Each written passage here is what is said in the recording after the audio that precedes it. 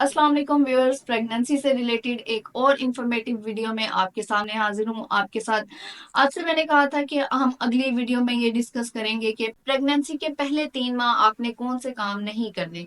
Pregnancy के पहले 3 माह आप क्या नहीं करेंगे, इस पर हम बात करते हैं।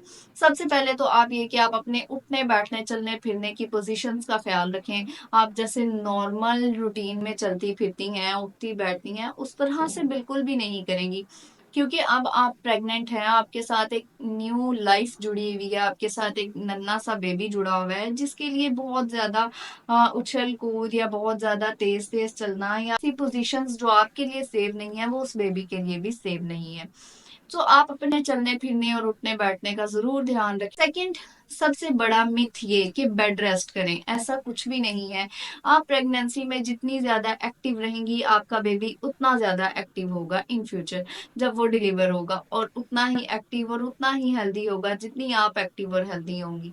लेकिन अगर आप बेड रेस्ट करती हैं, आप प्रेगनेंसी, समटाइम्स मेरी कुछ बहनें, शायद आपको बुरी लगे ये बात, लेकिन कुछ मेरी बहनें प्रेगनेंसी का बहुत नाजायज फायदा उठाती हैं, बेड रेस्ट को बहुत ज्यादा लाइक करती हैं और कहती हैं कि हमने बेड रेस्ट करना है क्योंकि हम प्रेग्नेंट हैं। आपको बेड रेस्ट की बिल्कुल भी जरूरत नहीं है। आप बीमार नहीं हैं, आप सिर्फ प्रेग्नेंट हैं, और प्रेगनेंसी में फिजिकल एक्टिविटीज बहुत ज्यादा जरूरी हैं बेड रेस्ट की निस्बत। आप बेड रेस्ट करके खुद को और बेबी को सिर्फ सुस्त कर रही हैं और कुछ भी नहीं। इनफैक्ट जब आप बेड रेस्ट बहुत ज्यादा करती हैं, तो जो डाइट आप ले रही हैं, जो सप्लीमेंट्स आप ले रही हैं, या जो फूड इनटेक आप कर रही हैं, वो एक प्रॉपर वे में आपके बेबी को फायदा भी नहीं देगा, बल्कि उससे आपका सिर्फ वेट गेन होगा। ऑन दी अदर हैंड, ना आपको कोई उसका फायदा है ना आपके बेबी को फायदा है। अपने सांस का ख्याल रखें। मतलब कुछ फीमेल ऐसी होती हैं जो एनीमिक होती हैं, जिनको एनीमिया का इशू है, खून की बहुत ज्यादा कमी होती है, आयरन डेफिशिएंट होती हैं।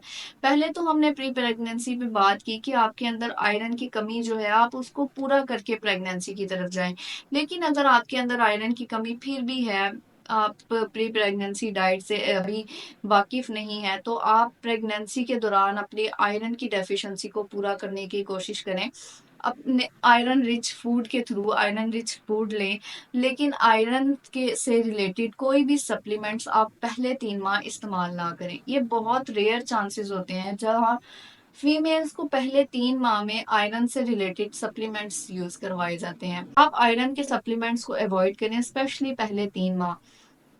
फर्स्ट ट्राइमेस्टर के अंदर आप सिर्फ फोलिक एसिड के सप्लीमेंट्स यूज कर सकती हैं, कैल्शियम यूज कर सकती हैं, आयरन रिलेटेड सप्लीमेंट्स इस्तेमाल नहीं करेंगी। में जो फीमेल्स होती हैं, उनको सांस फूलने का बहुत ज्यादा मसला होता है प्रेगनेंसी में।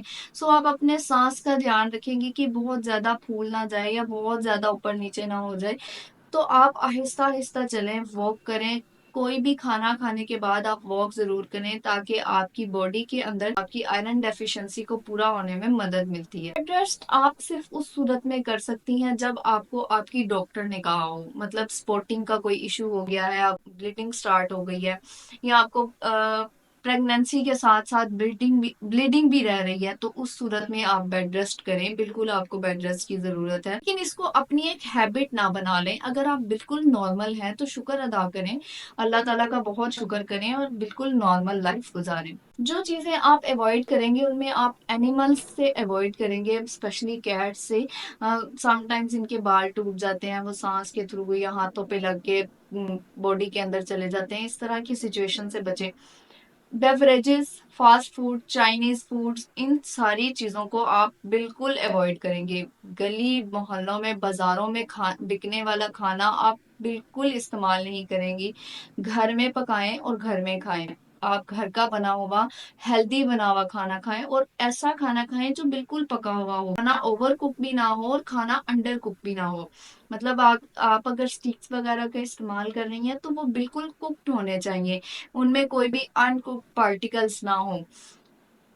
अंडे आप कभी भी कच्चे इस्तेमाल नहीं करेंगे प्रेगनेंसी के दौरान। मायोनीज का इस्तेमाल आप नहीं करेंगी, मायोनीज के अंदर कच्चे अंडे इस्तेमाल किए जाते हैं, और कच्चे अंडे आपके लिए बहुत ज्यादा हार्मफुल होते हैं प्रेगनेंसी में। चाइनीज फूड और जो फास्ट फूड्स होते हैं, इन पर जो रिसर्चेस की गई हैं, उन रिसर्चेस में ये जाना गया है कि बेबी के जो इनर पार्ट्स हैं उनको सही तरह से बनने से रोकते हैं, उनको सही तरह से बनने नहीं देते, उनकी बेबीज की जो पूरी डेवलपमेंट है उसको खराब करने में इनका बहुत अहम किरदार है। अलावा आप जो भी रॉ फ्रूट या रॉ वेजिटेबल का इस्तेमाल कर रहे हैं, उन मेक श्योर के बहुत ज्यादा अच्छी तरह वो वॉश हों, बहुत ज्यादा अच्छी तरह से धुली हुई हो, उनके ऊपर किसी किस्म का कोई जर्म, कोई डस्ट ना रहे। इस तरह से आप बैंगन का इस्तेमाल डाइट के अंदर, आप अपने खाने के अंदर नहीं करेंगी फर्स्ट 3 मंथ्स। इसके अलावा आप फ्रूट्स के अंदर आड़ू, अंगूर, पाइनएप्पल और पपीता, इसका इस्तेमाल आप नहीं करेंगे। वैसे तो पपीते के बारे में कहा जाता है कि this is the fruit of haven, लेकिन आप प्रेगनेंसी के दौरान इन फ्रूट्स का इस्तेमाल नहीं करें। एलोवेरा आपके लिए ब्लीडिंग का बायस बन सकती है। इसके अलावा जो पाइन एप्पल है, ये यूट्रस के मुंह को बिल्कुल सॉफ्ट कर देता है, आपके अंदर प्रीमेच्योर डिलीवरीज वाला सीन कोई क्रिएट हो सकता है। ऑन दी अदर हैंड आप अबॉर्शन तक की तरफ जा सकती हैं। इसके अलावा आप ग्रीन टीज का इस्तेमाल बिल्कुल भी नहीं करेंगी, कैफीन वाली चीजों का इस्तेमाल नहीं करेंगी, कोई भी ऐसी चॉकलेट या कोई भी ऐसे केक जिनके अंदर कॉफी का इस्तेमाल बहुत ज्यादा होता है, आप ले सकती हैं कॉफी, लेकिन बिल्कुल माइनर मिकदार में, बिल्कुल थोड़ी सी, बिल्कुल सिर्फ 1 कप इस्तेमाल कर सकते हैं। लेकिन ग्रीन टी का इस्तेमाल आप अपनी डाइट के अंदर बिल्कुल भी नहीं करेंगे, चाहे वो पेपरमिंट हो या कोई भी ग्रीन टी हो, अदरक वाली ग्रीन टी हो, कोई भी ग्रीन टी का इस्तेमाल आप अपनी डाइट में नहीं करेंगे। इसके अलावा आप ऐसी मेडिसिन से अवॉइड करेंगी जो अननेसेसरी हो। आपको कोई सप्लीमेंट अगर डॉक्टर ने रिकमेंड किए हैं तो आप सिर्फ उन्हीं का इंटेक करेंगी, लेकिन अगर आप कोई भी एक्स्ट्रा सप्लीमेंट्स लेने की आदी हैं या लेती हैं, वाइटामिन वगैरह, या फिर इस तरह की कोई भी चीज आप इस्तेमाल करती हैं, तो आप उसको इस्तेमाल नहीं करें प्रेगनेंसी के दौरान।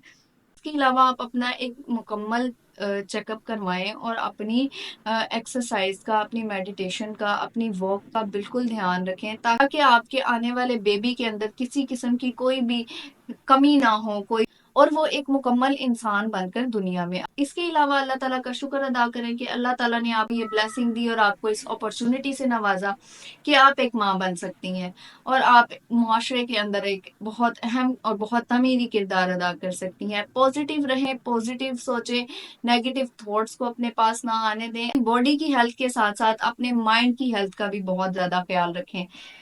नमाज पढ़ें, कुरान पाक पढ़ें और मुझे जरूर दुआओं में याद रखिएगा।